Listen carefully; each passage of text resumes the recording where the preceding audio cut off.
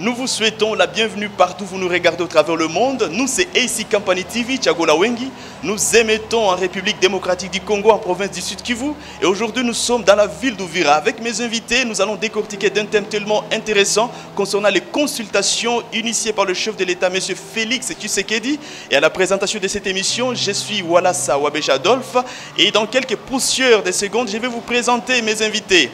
Et aujourd'hui, nous sommes accueillis dans le bureau de l'IDPS Uvira. Et je suis accompagné de trois invités, dont M. Maître Valentin Hangi, qui est le porte-parole de l'IDPS, également de M. Fabien Bic, le coordonnateur des CRPD, mais également d'un acteur politique, M. Nganya Mwendo. Dieu merci. Je vous demande une chose, restez toujours branchés du début jusqu'à la fin de cette émission, vous ne serez pas déçus.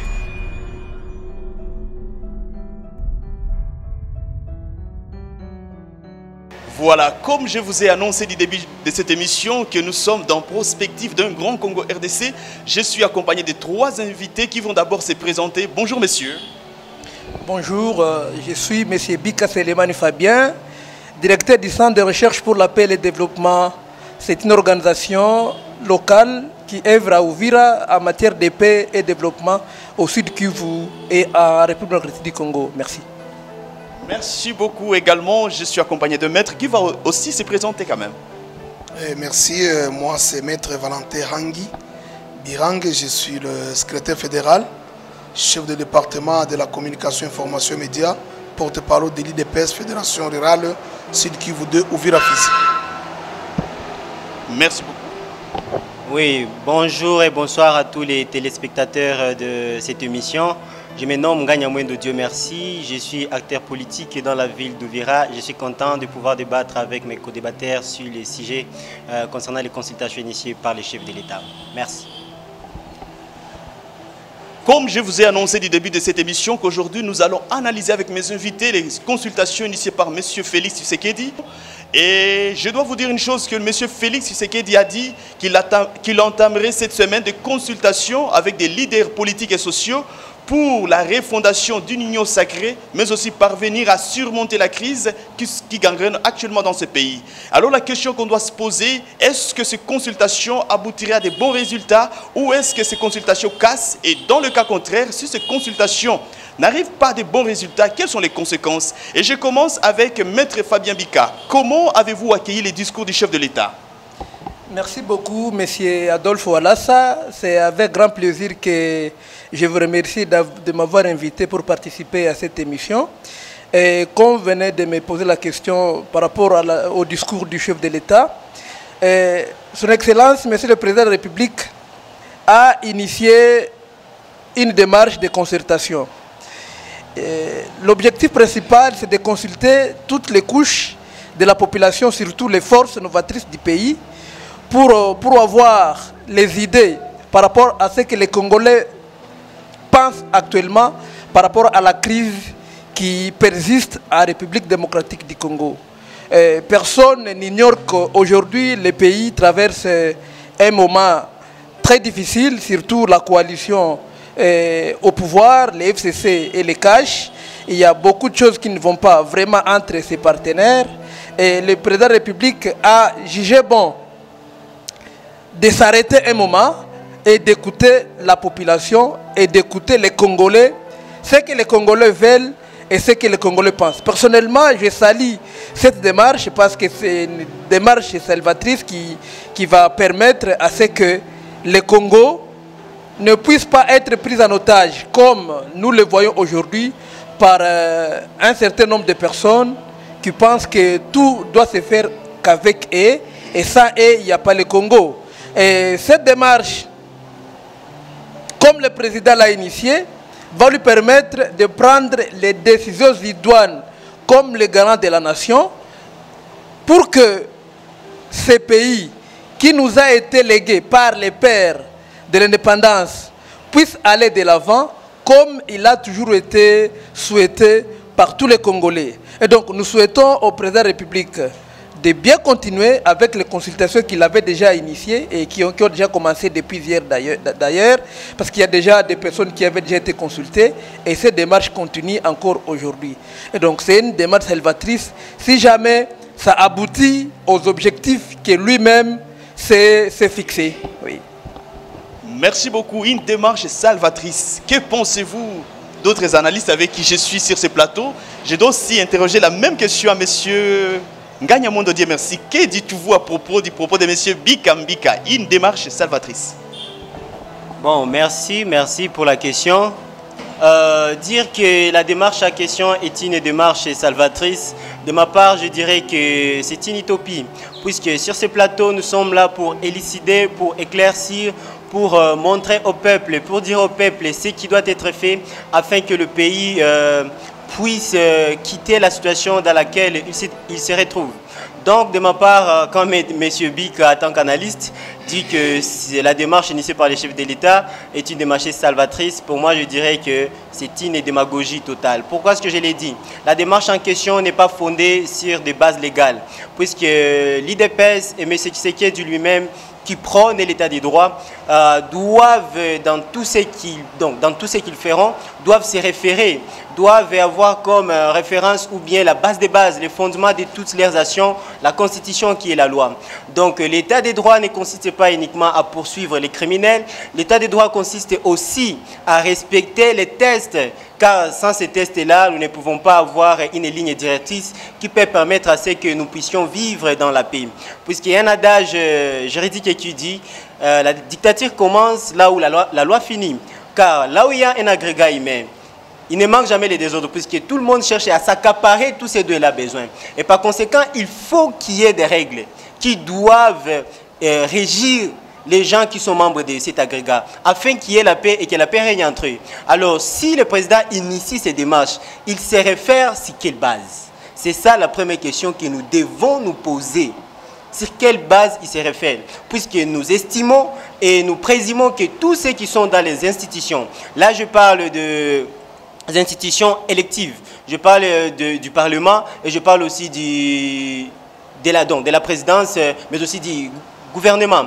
Puisque le président, nous estimons qu'il a été élu, puisqu'il a été déclaré ainsi par la CENI et par la Cour constitutionnelle. Donc par conséquent, nous estimons qu'il a été élu par le peuple congolais. Nous estimons aussi que tous les parlementaires plutôt, là je parle des députés et sénateurs, ont été élus aussi.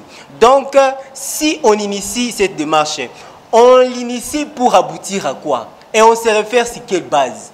On veut aboutir à la création d'un gouvernement d'union sacrée. Est-ce que ce gouvernement-là sera légal ou bien ce gouvernement-là sortira vraiment de la volonté du peuple? Puisque ce que nous vivons, ceux qui sont dans les institutions, ce sont eux qui représentent la population congolaise, car ils ont été élus par cette dernière. C'est pour cette raison qu'en tant qu'acteur indépendant, sans toutefois avoir des penchants et sans toutefois être snob, vraiment je dirais au peuple congolais, le président Tshisekedi n'a qu'une seule solution, n'a qu'une seule voie, n'a qu'une seule proposition que la Constitution lui réserve afin de pouvoir sortir le pays de cette situation qui consiste à dissoudre le Parlement, au cas où les choses ne marchent pas. Et en ce qui concerne la dissolution du Parlement, il y a aussi des conditions pour ça. C'est pour cette raison, sans toutefois parler beaucoup et être beaucoup plus bavardeur, je vais dire à nos téléspectateurs que cette démarche n'a pas de base légale. Et par conséquent,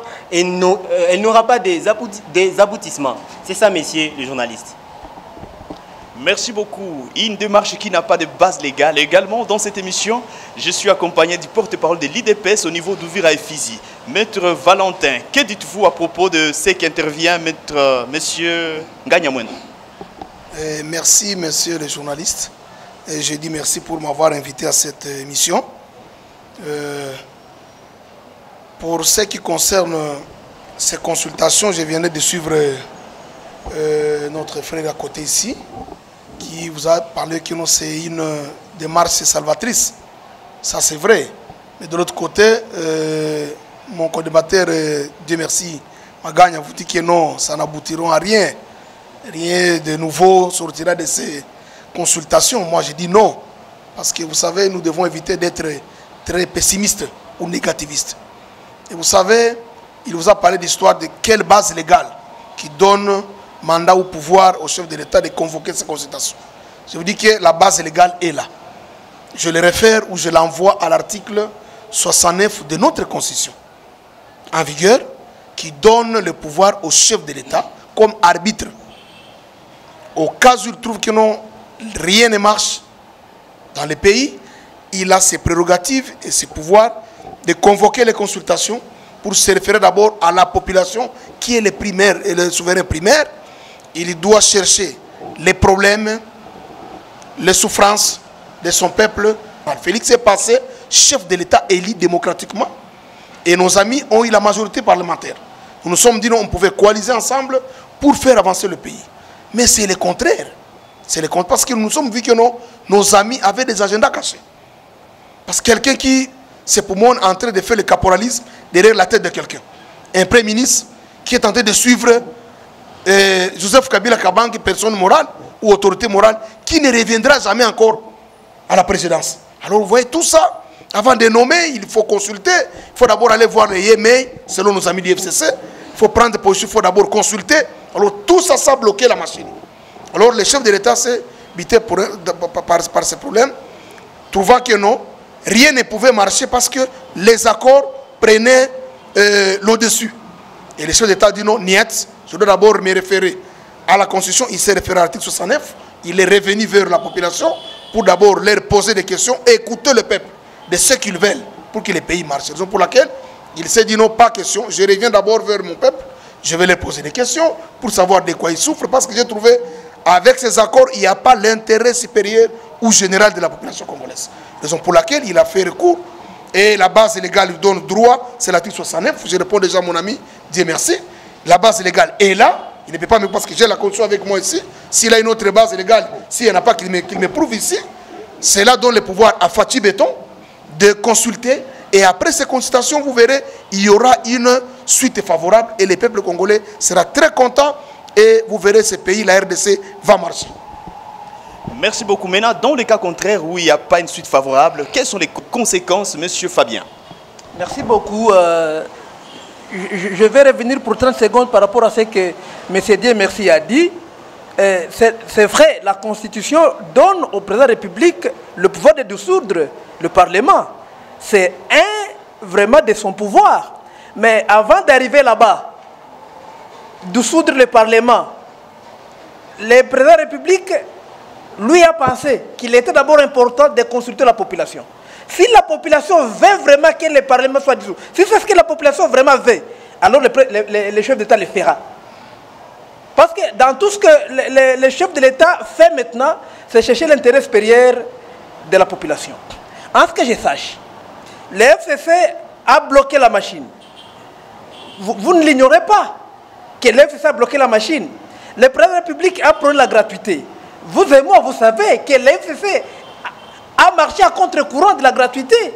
Et le chef de l'État se bat encore aujourd'hui pour que cette gratuité soit effective. Ça, c'est une preuve vivante que tout le monde connaît. Le chef de l'État, dans ses prérogatives, a nommé le juge constitutionnel.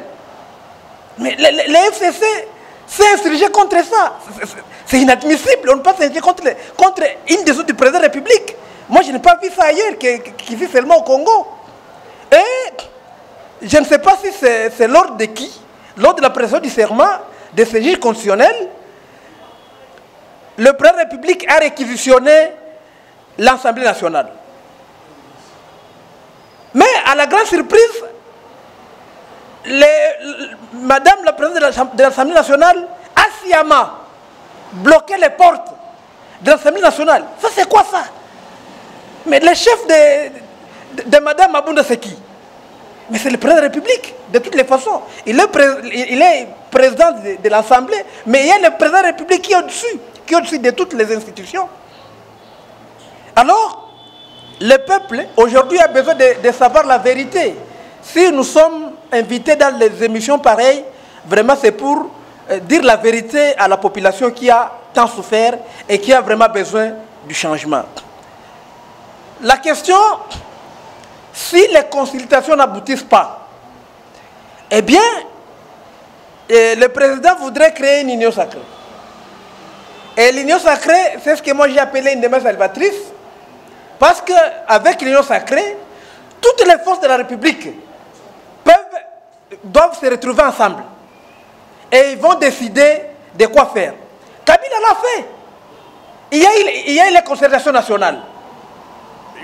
je me rappelle bien, j'étais à Kinshasa à cette époque-là, il y avait les dialogues. On a même abouti aux accords de Saint-Sylvestre et quoi. Et il y a même des gouvernements de suite, ça n'était suivi. Et il y avait Tibala, avant Tibala, il y avait Sami Badibanga. Mais ils sont produits de quoi? Mais ils sont produits de dialogues, de concerts nationaux. Si le peuple aujourd'hui estime que, pour que les choses marchent, les politiciens doivent se retrouver, tout en âge confondu, et mettre de côté, je suis FCC, je suis Fayoulou, je suis Lamouka, je suis qui, et voyons d'abord les Congo. C'est les dénominateurs communs. Voyons le peuple. Et puis, parlons le peuple. Eh bien, ça va continuer. Et si cette démarche, maintenant, n'aboutissait pas. Parce que lui, il a dit qu'il fallait dissoudre le Parlement. C'est un processus. Dissoudre le Parlement, c'est un processus. Et j'estime que c'est le processus dans lequel le président est en train de travailler aujourd'hui. Maintenant, s'il ne parvient pas, parce que aussi, il faut se dire la vérité. Et si aujourd'hui, il y a une autre reconfiguration politique, si la majorité bascule, parce que c'est quoi? Nous avions, le président convoque, il ne convoque pas, mais plutôt il annonce les concertations nationales. À Kingakatu, nous apprenons qu'il y a aussi concertation. Yémei convoque les députés à Kingakatu pour leur renouveler, je ne sais pas, leur confiance à Yémei. Parce que lui, il sentait déjà un danger. Il sentait qu'il était déjà menacé. Parce qu'il ne savait pas vraiment ce que les concertations initiées par le président de la République aboutiront à quoi. Si par exemple les députés nationaux trouvent important de travailler pour le peuple, parce que ne nous voilons pas la face. Vraiment, l'FCC aujourd'hui ne travaille pas pour le peuple, mais travaille au compte d'une personne. Si ces députés-là acceptaient aujourd'hui de travailler pour le peuple, eh bien, ils vont faire la part des choses. Et faire la part des choses, c'est le peuple d'abord. Et qui dit peuple d'abord, c'est Fachi Béton. Ça, c'est très clair. C'est Fachi Béton. Et si maintenant, le président de la République ne parvient pas à créer l'union sacrée, eh bien, il sera obligé de dissoudre le Parlement. Parce qu'aujourd'hui, il est arrivé à un niveau où il a fait un aller. Il ne peut plus retourner. Il doit aller au bout de son action. J'ai trouvé un analyste qui a dit que la politique, c'est comme un jeu de boxe. Lorsque vous êtes sur le ring et que vous avez donné un coup à votre adversaire et que vous sentez que ce coup-là est vraiment arrivé, il faut enchaîner avec un deuxième, un troisième pour le mettre KO. Alors, le président de la République, là où il est arrivé, il a déjà fait un premier coup. Il doit faire le deuxième, le troisième. Si les concertations n'aboutissent pas à l'union sacrée, alors il sera obligé de dissoudre le Parlement. Et lorsque le Parlement sera dissous, mon vœu à moi, ce n'est pas de dissoudre le Parlement. Parce que si le Parlement est dissous, c'est encore l'argent du peuple congolais qui sera utilisé pour l'organisation des élections inutilement, avant 3 ans. Mais moi, je voudrais que ces 3 ans qui restent, que le président aille jusqu'au bout avec ce Parlement, mais que nous ayons un consensus. Un consensus que les parlementaires, les députés nationaux arrivent unanimement à faire la part des choses. Et faire la part des choses, c'est travailler vraiment pour le peuple. Vous, ces avis, monsieur Nganya Mwendo? Bon, vous m'avez très mal posé la question si je partage ces avis. Je ne peux jamais partager ces avis-là car je suis nationaliste. Pas négativiste, je ne suis pas pessimiste, mais je suis nationaliste. Et aussi, en intervenant sur ce plateau, n'oubliez pas que je suis un acteur politique indépendant. Donc, je n'ai pas d'obédience quelconque. Puisqu'en écoutant les déclarations, bien les dires de mon co-débatteur Fabien, il dit qu'il parle de Fachi Béton et ne fait que faire les éloges de ces derniers. Et là, je comprends immédiatement son obédience. Alors, on ne gère pas un pays avec les émotions. C'est pour cette raison que moi, j'aime beaucoup Dieu. Dieu est un Dieu de compassion, mais n'est pas un Dieu de pitié. Si quelqu'un a pitié pour l'autre, il le voit parce que tel souffre, il faut que j'intervienne afin qu'il puisse quitter la situation. Mais Dieu, s'il voit que la souffrance que tu traverses, c'est toi-même qui as été à la base de cela, il te discipline, pourvu que tu reviennes au droit chemin et que tu puisses t'en sortir de cette situation pour qu'elle ne revienne plus à nouveau. Donc, pourquoi est-ce que j'ai donné cet exemple-là? Mes chers amis, on ne peut pas gérer un pays en nous référant à nos intérêts politiques. On doit gérer un pays en nous référant aux tests, aux lois, Nous avons notre Bible. Nous ne devons pas vivre selon les émotions, mais on doit vivre selon les principes.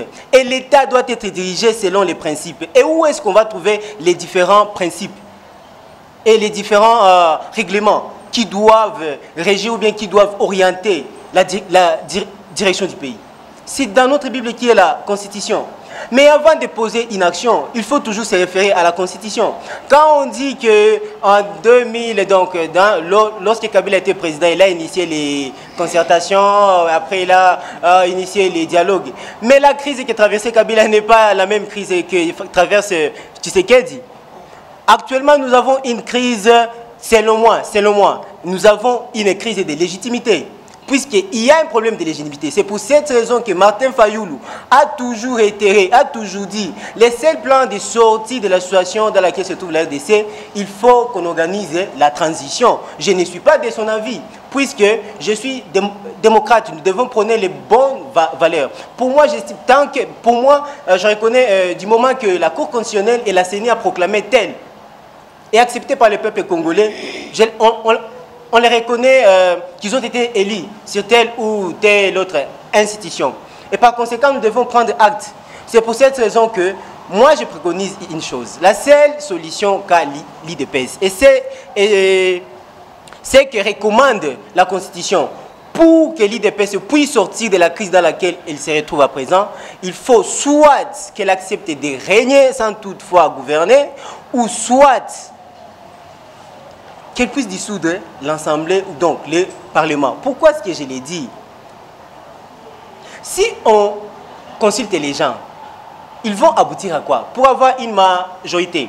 S'il advenait que les députés du FCC refusent de quitter les camps du FCC pour suivre les camps de l'Union sacrée, mais quelle sera l'issue? On va dissoudre l'Assemblée et il ne faut pas oublier pour dissoudre le Parlement, il y a des conditions pour ça. Heureusement, je me trouve parmi nous, il y a, bon, moi je suis juriste des formations et nous avons un juriste praticien.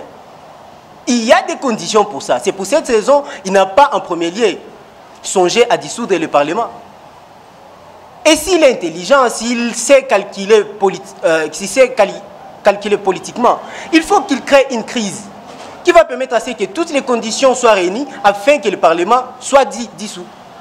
Donc, tant qu'il n'y aura pas la crise, tant que les conditions-là ne seront pas réunies, à jamais c'est un rêve, ça restera une utopie, le Parlement ne sera jamais dissous. Et par conséquent, je préconiserai à ce qu'on puisse suivre la voie que proposait Martin Fayoulou, qu'on puisse organiser, non, moi je ne suis pas de la Mouka, qu'on puisse organiser les élections afin qu'on ait des institutions qui seront reconnues par le peuple entier. C'est ça le problème qu'on a, puisque quand nous essayons un peu de définir la crise qui traverse notre pays actuellement, ce n'est pas une crise d'intérêt national, c'est une crise dans un mariage entre les FCC et les CAJ, puisqu'ils sont à la course du pouvoir. Tout le monde cherche à préparer 2023. Les FCC cherchent à contrôler la CENI et la Cour constitutionnelle. Et l'IDPS aussi cherche à contrôler la CENI et la Cour constitutionnelle. Par conséquent, il y a un bras de fer, il y a un conflit d'intérêts dans la dite coalition. Si quelqu'un te dira que Tshisekedi a initié, le président Tshisekedi a initié les consultations en question afin de pouvoir créer une union sacrée. Mais c'est avec quel but? C'est avec un seul but, contrôler les institutions. Il faut qu'on le dise au peuple, ils cherchent à couvrir leurs arrières afin qu'en 2023, que tel parti ou bien tel camp puisse contrôler les institutions et par conséquent, ils seront proclamés élus. C'est ça le problème qui est là et c'est la véritable crise qui est là. Mais que personne ne nous dise qu'il s'agit d'une crise nationale. En 2016, Kabila voulait glisser. Il s'est dit, selon les lois, je ne dois plus être président. Moi, en 2016, je suis entré dans la rue. À cette époque-là, j'étais dans les mouvements citoyens Filimbi. On a organisé plusieurs activités ici avec l'IDPS. Lorsque l'IDPS était dans les rassemblements, on était avec Papa Elakan. Mon frère, qu'on ne vous trompe pas. À cette époque, Kabila avait besoin de continuer à gérer le pays, mais dans un gouvernement de transition, puisqu'il n'était plus en cours de son mandat.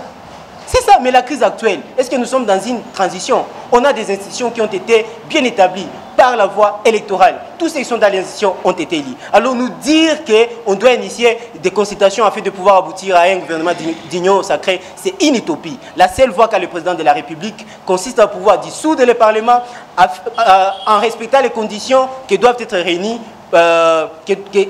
en respectant les conditions qui doivent être réunis pour que ces parlements-là soient dissous. C'est pour cette raison que je l'exhorte de créer cette crise-là afin que ces conditions soient réunies, pourvu que le Parlement soit dissous. Mais nous dire que les consultations qu'il a initiées aboutiront à un gouvernement d'union sacrée. Je vous l'ai dit, on reviendra sur ce plateau, c'est une utopie. Merci beaucoup. Dans cette émission, nous visons également à aboutir à de bons résultats. Alors la question qui nous revient, qu'est-ce qu'on doit faire ou qu'est-ce que nos politiciens doivent faire pour aboutir à de bons résultats que le peuple attend finalement? J'ai retourné le micro à Maître Valentin. Qu'est-ce qu'il faut concrètement pour surmonter cette crise, monsieur? Merci pour la parole. Avant que je réponde à votre question, je voulais d'abord retourner en arrière sur ce qu'a dit Dieu merci Magagne. Je connais, ça fait plusieurs séances, nous sommes ensemble avec lui. C'est un pessimiste. Et si vous voyez, il vous dit il n'est pas du camp de la Mouka. Mais quand vous l'écoutez très bien, lorsque vous le suivez, il a monté sa position de la Mouka. Bon, quand il vous dit on n'a pas respecté les accords, peut-être il n'est pas informé. Nous sommes Fatih Béton, il fit le président du rassemblement, où Fayoulou était dedans, et Katumbi et les autres Bemba. Mais il s'est courbé auprès de Félix, Martin Fayoulou. Peut-être il n'est pas informé. Qui a trahi qui? Moi je vous dis c'est Fayoulou qui a trahi Félix. Parce que même Katumbi, pendant les conventions de Genève, c'est Katumbi qui avait voté Félix. C'était Fayoulou et Katumbi pour voter Félix, et que Félix allait voter les autres. Mais c'était le contraire. Fayoulou a trahi Félix pour aller voter ses frères à lui. Et directement étant souple et avéré, comme j'appelle Kitoto Kachoui, l'enfant du lion, étant avisé, avéré, il dit non, non, non, non, non. Ici, je vois mes amis sont des traîtres. Et il se retire. C'est ça être sage. Il n'a pas voulu tremper dans les désordres, des magouilles, des manœuvres dilatoires, de mauvaise foi notoires. Il s'est retiré. Et en se retirant, voilà les résultats aujourd'hui, il est chef de l'État. Alors, le débat de Fayoulou n'a pas de place. Il faut que Magagna s'informe sur Fayoulou. Le débat de Fayoulou, c'est déjà fini. Chef de l'État aujourd'hui, c'est Fatih Béton. Qu'il attende en 2023, pendant les s'il sera, ou s'il serait peut-être candidat, c'est parce que je ne crois pas, parce que dans l'amour, on ne peut pas prendre encore Fayoulou. Parce que c'est quelqu'un qui a une haine viscérale. Pour lui, tout ce qu'on fait pour lui, c'est mauvais. Alors, il n'est pas nationaliste Fayoulou, il faut laisser ce débat. Peut-être il n'est pas informé. C'est pour vous dire que non, les consultations convoquées par le chef de l'État vont nous amener à un bon résultat. Pourquoi nous le disons? Parce que lui, Magagna préfère à ce que, avant ce discours de 6 minutes, le discours de 6 minutes, qui est tenté de faire paniquer les FCC, 6 minutes seulement. Il y a des réunions du jour au jour. Les FCC tremblent déjà. Et je vous dis aujourd'hui, sur les 338 députés qui avaient leur majorité, selon Janine Mabunda, aujourd'hui à Kingakati, la semaine passée, Kabila les a convoqués, ils étaient à 200. 200, au lieu de 338. Les 138 là, ils sont en train de venir déjà sous les constations d'union sacrée. Ils viennent. Vous avez suivi Willy Michiki de l'UNANA, qui était le chef de Zembezembe ici. Aujourd'hui, il y a AFDC, et AFDC qui était la deuxième plateforme dans les FCC, déjà en consultation. Lola Kisang est arrivé. Katumbi Tchapo qui dit, mais c'est en train de parler de la Mouka, la Mouka. Peut-être qu'il ne maîtrise pas la Mouka bien. Katumbi n'est pas pour les désordres. Alors, il a déjà annoncé son arrivée à Kinshasa.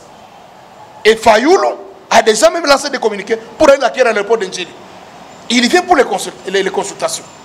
L'église catholique était là avec son éminence. Parce qu'il y a des confusions, il y a des accords et les tests, les lois du pays. Moi, je vous parle de la Constitution. L'article 69 donne pouvoir à Fatih de consulter la base. La base, c'est nous, les peuples. Et dans l'IDPS, nous prenons le peuple d'abord. Raison pour laquelle Fatih, conformément à sa qualité comme garde de la nation, et conformément à la loi, à la Constitution qui nous régisse, il a convoqué.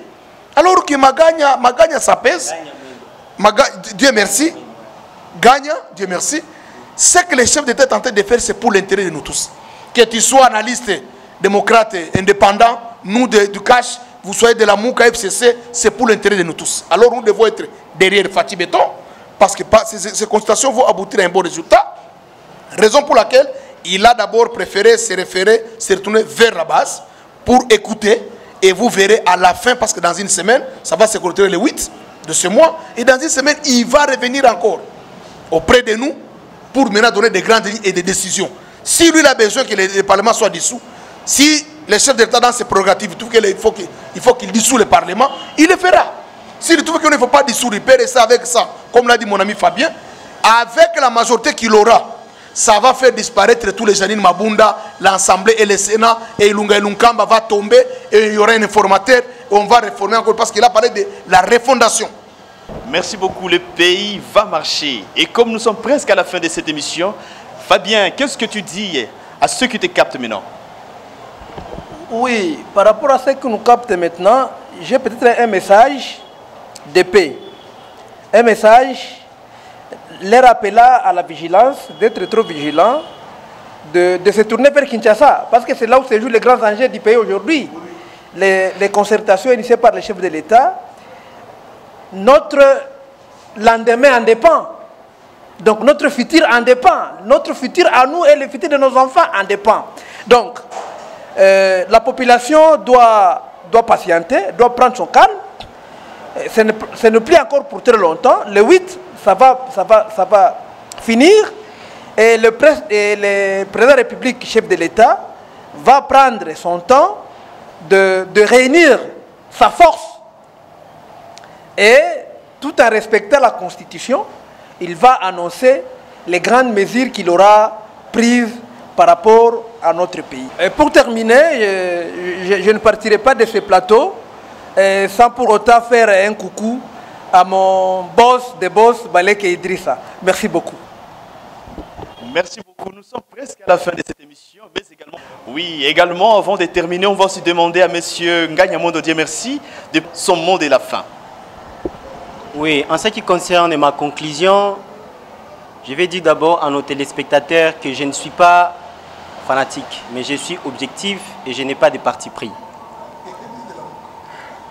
En premier lieu, je vais vous dire que le président n'a qu'une seule prérogative pour faire sortir ce pays de cette crise. La seule prérogative consiste à ce qu'il puisse dissoudre le Parlement, pourvu que les conditions que propose la loi soient réunies.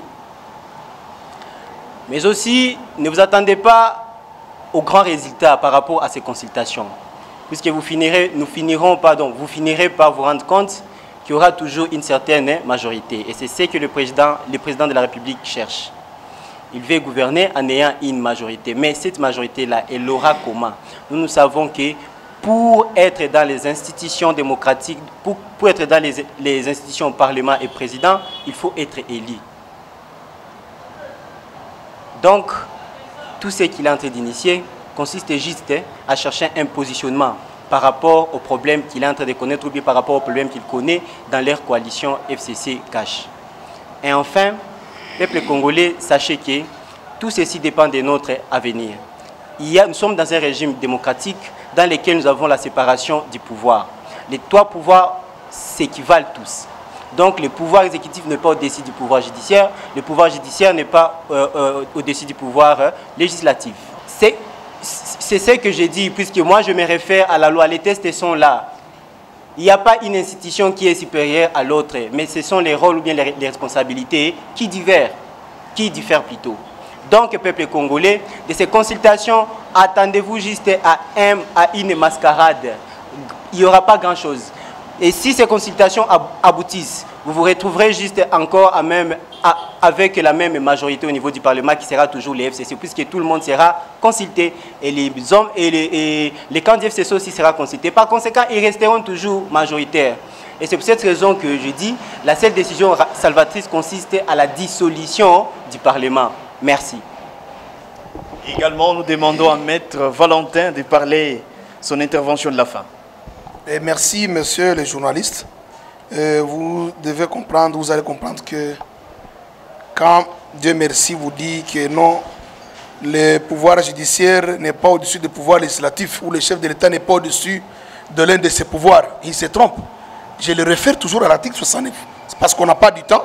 J'allais même vous lire cet article à son entièreté, parce qu'il dit cet article, vite là. L'article 69 de notre Constitution dit ceci. Le président de la République est le chef de l'État, point. Il représente la nation et le symbole de l'unité nationale. Mais quand il vous dit les pouvoirs, il commence à comparer les pouvoirs législatifs et exécutifs. Il n'a pas bien assimilé la matière des droits constitutionnels en G1 droit. Parce que moi, je l'ai étudié en G1 droit à Lubumbashi en 2001. Il continue, il dit, il veille au respect de la Constitution. C'est ça que le chef d'État est tenté de respecter aujourd'hui. Parce qu'en faisant ces consultations, il s'est référé à cet article 69. Et il n'a jamais violé aucune disposition de la loi constitutionnelle. On continue, il dit, il assure par son arbitrage. C'est ça l'importance de ces consultations. Son arbitrage, le fonctionnement régulier des pouvoirs publics et des institutions, ainsi que la continuité de l'État. Est-ce que vous suivez? C'est les chefs, les garants. C'est leur constitution qu'ils ont faite, nos amis, c'est les députés sortants ici. Ce n'est pas Félix. La même constitution sont en train d'utiliser. Il est garant de l'indépendance nationale, de l'intégrité du territoire, de la souveraineté nationale et du respect des traités et des accords internationaux. Mais quand il vous dit, le chef de l'État n'est pas... C'est lui, pourquoi on l'appelle commandant suprême? C'est lui qui est au top. Alors il a tous ses pouvoirs de dissoudre, parce que lui il préfère, c'est tout qu'on dissout l'ensemble. Il a ses pouvoirs de dissoudre, de révoquer le premier gouvernement. C'est dans ses prérogatives, dans son pouvoir discrétionnaire, il a cette compétence. Alors, pour citer, nous disons à nos amis, parce que les gens parlent trop, les accords, les accords, les accords. Mais si vous interrogez ces accords, ça a quel soubassement sur le plan moral ou sur le plan juridique? Rien du tout. Et dans ces accords, moi je remercie, parce que c'est déjà balancé. Ils disent le premier alinéa, article premier, que le Félix Antoine Tshisekedi Tshilombo a été élu. Là, ils reconnaissent, les amis du FCC. Mais enfin, ils continuent, ils disent non, il faut nous sécuriser. Avant de faire le gouvernement, il faut qu'on se consulte. Tout ça, parce qu'ils avaient peur de l'état de droit. Mis en application aujourd'hui, parce qu'ils savaient qu'avec cet état de droit, beaucoup seront incarcérés en prison. Maintenant, Félix pensait qu'avec nos amis, ils allaient se confesser. Comme on dit en Swahili, Kuungama, chez nous, chez les catholiques. Vous vous confessez pour cesser avec les anciennes habitudes. Pour maintenant prendre les nouvelles élans et avancer, faire avancer le pays. Mais à la fin, on a trouvé que les amis s'entêtaient. Ils sont toujours à détourner. Les exonérations, c'est toujours eux. Les blocages des passeports, toujours eux. Les histoires de les gratuits d'enseignement, les ministères des Finances, ce sont eux. Les ministères de l'enseignement primaire, ce sont eux. Tout ça, alors, on ne comprend rien. Alors, le chef de l'État s'est dit non, je vais le faire. Je me retourne d'abord à la population. Et après ça, je prendrai une décision.